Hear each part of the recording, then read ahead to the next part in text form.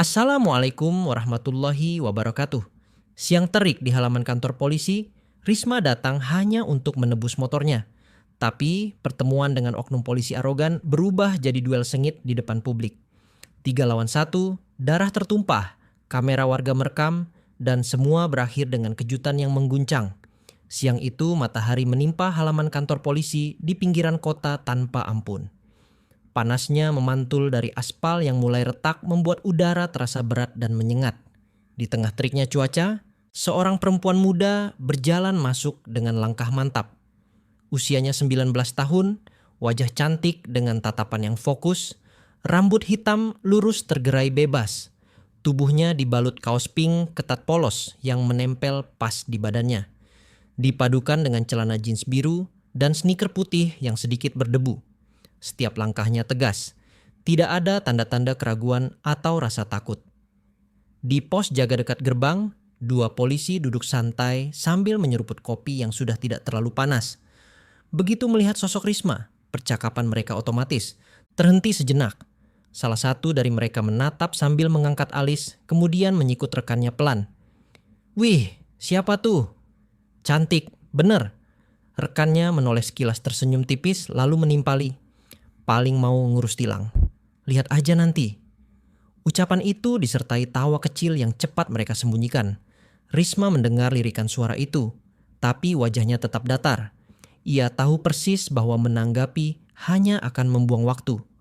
Pandangannya tetap lurus ke depan, mengabaikan tatapan dan bisikan yang mengikutinya. Tangannya menggenggam map berwarna coklat yang berisi dokumen. Sementara langkah kakinya tidak berubah ritme.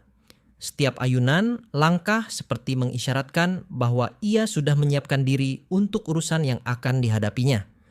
Begitu memasuki area dalam kantor, suasana sedikit lebih teduh, tetapi tidak mengubah sikapnya. Beberapa orang yang sedang duduk menunggu sempat melirik. Namun Risma tidak memberi respon. Ia terus berjalan menuju loket administrasi tanpa berhenti atau menoleh ke arah manapun. Dari raut wajahnya jelas terlihat, ia datang untuk menyelesaikan urusan, bukan untuk berbasa-basi. Risma berdiri tegak di depan loket administrasi menatap ke arah petugas yang duduk di balik kaca. Tanpa basa-basi, ia mengeluarkan tanda bukti tilang dari map dan meletakkannya di atas meja. Petugas itu seorang pria paruh baya dengan wajah lelah mengambil kertas tersebut dan memindahi isinya cepat. Matanya berpindah ke layar komputer. Jarinya mengetik beberapa kali. Lalu printer di sampingnya mengeluarkan suara berderit singkat sebelum memuntahkan selembar strok. Tanpa mengangkat kepala, ia berkata datar. "Dendanya R juta plus administrasi 100.000 rupiah, bayar di kasir." Risma mengangguk singkat, membuka tas selempang dan mengambil dompet. Ia mengeluarkan lembaran uang yang sudah disiapkan sebelumnya, lalu menyerahkannya melewati celah kaca loket. "Baik, saya bayar sekarang. Tolong cepat ya, saya ada urusan," ucapnya tegas, tanpa nada basa-basi. Petugas itu menerima uangnya, menghitung cepat, lalu mencap tanda terima dengan stempel merah yang meninggalkan suara keras di meja. Lembar tanda terima itu diselipkan ke berkas tilang, lalu dikembalikan padanya bersama pena untuk tanda tangan. Dengan gerakan rapi dan cepat, Risma membubuhkan tanda tangan di berkas, lalu mengembalikan pena. Mapnya kembali, ia rapatkan dan tanda terima segera dimasukkan ke dalamnya. Ia menarik napas pelan, merasa lega karena mengira semua prosedur ini adalah tahap terakhir sebelum motornya kembali ke tangannya. Wajahnya sedikit lebih rileks. Langkahnya mulai diarahkan untuk meninggalkan loket, berharap bisa segera keluar dari gedung ini. Namun baru beberapa langkah meninggalkan meja, suara petugas memanggilnya lagi. "Mbak, sebentar." Nada suaranya kali ini lebih tegas, seperti sebuah perintah, bukan sekadar panggilan. Risma berhenti menoleh dan melihat tatapan petugas yang kini berbeda. Wajahnya tetap datar, tapi sorot matanya menyiratkan ada sesuatu yang belum selesai. Dalam sekejap rasa lega tadi hilang berganti tanda tanya besar di kepalanya. Risma menghentikan langkahnya, menoleh ke arah loket dengan alis sedikit terangkat. Petugas di balik kaca menatapnya sebentar sebelum berbicara lagi. Kamu harus temui Pak Asep di lapangan depan. Dia yang pegang kunci motormu. Ucapnya sambil menunjuk ke arah luar gedung. Risma memiringkan kepala. Raut wajahnya menunjukkan ketidakpercayaan. Loh, bukannya selesai di sini? Tanyanya dengan nada datar namun tegas. Petugas itu hanya mengangkat bahu sedikit, lalu menjawab, aturannya begitu. Silakan saja temui dia. Nada suara itu terdengar aneh di telinga Risma. Bukan nada formal yang biasanya digunakan pegawai yang menjalankan prosedur, melainkan seperti ada sesuatu yang tidak diucapkan. Tatapan mata petugas itu pun tidak benar-benar menatapnya langsung, seolah ada rasa enggan atau bahkan takut. Gerakan tangannya yang menunjuk keluar pun tampak cepat seperti ingin urusan ini segera berlalu dari mejanya. Risma merasakan ada ketidakwajaran. Biasanya kunci motor yang sudah selesai urusannya akan langsung diserahkan di loket tanpa harus bertemu orang lain. Ia menahan diri untuk tidak mengajukan pertanyaan lebih jauh, tetapi nalurinya mengatakan bahwa ia harus bersiap menghadapi situasi yang tidak biasa. Tangannya merapatkan genggaman pada map yang dibawanya dan napasnya ditarik sedikit lebih dalam sebelum melangkah. Dengan langkah mantap, ia berbalik meninggalkan loket dan berjalan ke arah pintu keluar. Udara panas langsung menyambutnya ketika ia kembali ke halaman depan. Pandangannya mulai menyapu area lapangan, mencari sosok yang dimaksud. Dari kejauhan, ia sudah melihat seorang pria berseragam polisi. Dengan tubuh luar biasa besar dan berotot berdiri tegak seolah sedang menunggunya. Dalam hatinya, ia tahu pertemuan ini tidak akan berjalan biasa saja. Risma melangkah ke tengah lapangan depan kantor polisi. Matanya langsung tertuju pada sosok yang berdiri tegak tak jauh dari deretan motor yang diparkir. Tubuh pria itu begitu besar. Dadanya membusung memenuhi seragam polisi abu-abu yang ketat di bagian bahu dan lengan. Otot lengannya menonjol jelas keras seperti batang pohon dengan urat yang terlihat tegang. Meski tubuh Risma menegang, rahangnya mengeras. Suara panas dari udara siang kini bercampur dengan panas amarah yang mulai merayap di pikirannya. Saya nggak akan bayar sepeser pun. Itu pungli. Ucapnya tajam, memastikan nada suaranya cukup keras untuk membuat beberapa kepala menoleh.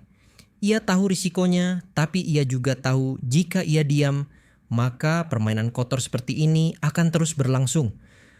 Sorot matanya menantang, tidak memberi celah sedikit pun bagi lawan bicaranya untuk menganggapnya bisa ditakut-takuti. Pria besar itu tertawa. Kecil. Bukan tawa karena terhibur, tapi tawa yang penuh rasa meremehkan. Kamu pikir berani ngomong begitu di sini? Nada suaranya pelan, namun mengandung ancaman yang jelas. Ia melangkah setengah meter lebih dekat. Jarak mereka kini hanya cukup untuk saling merasakan hembusan napas. Senyum tipisnya tetap terpasang, tapi tatapannya sudah berubah menjadi dingin.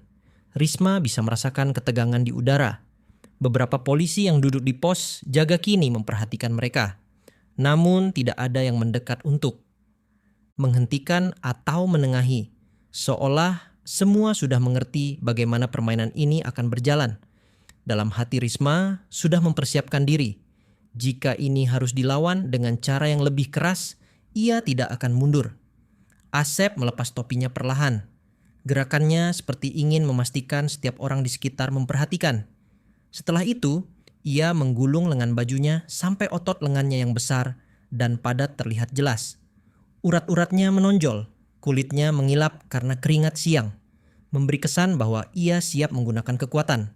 Fisiknya kapan saja, pandangannya tak lepas dari Risma. Tatapannya menekan, mencoba memancing reaksi gentar.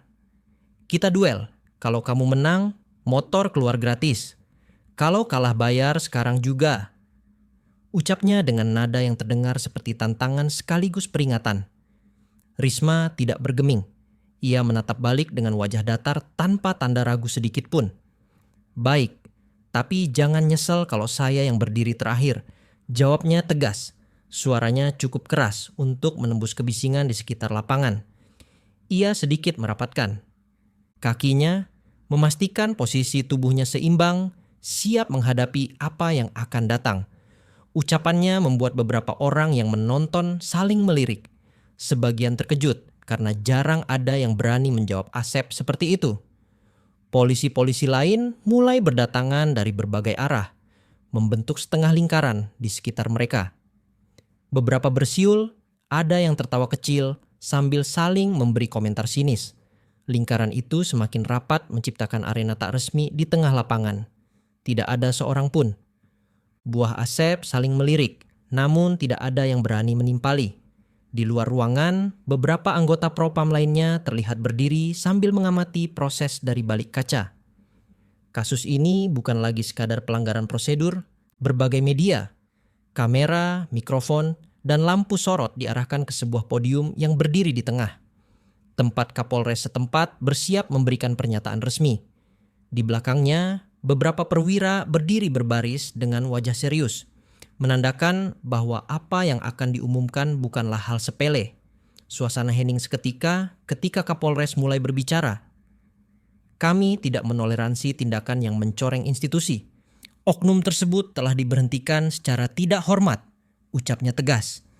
Merujuk langsung, memastikan bahwa proses hukum terhadap Asep dan anak buahnya akan berjalan transparan. Di luar aula, beberapa aktivis dan warga yang mengikuti siaran langsung dari ponsel mereka mulai menyebarkan potongan pernyataan tersebut di media sosial, menandai momen ini sebagai pengakuan resmi bahwa Risma berada di pihak yang benar. Risma duduk di ruang tamu rumahnya. Ponsel di tangannya terus bergetar menerim.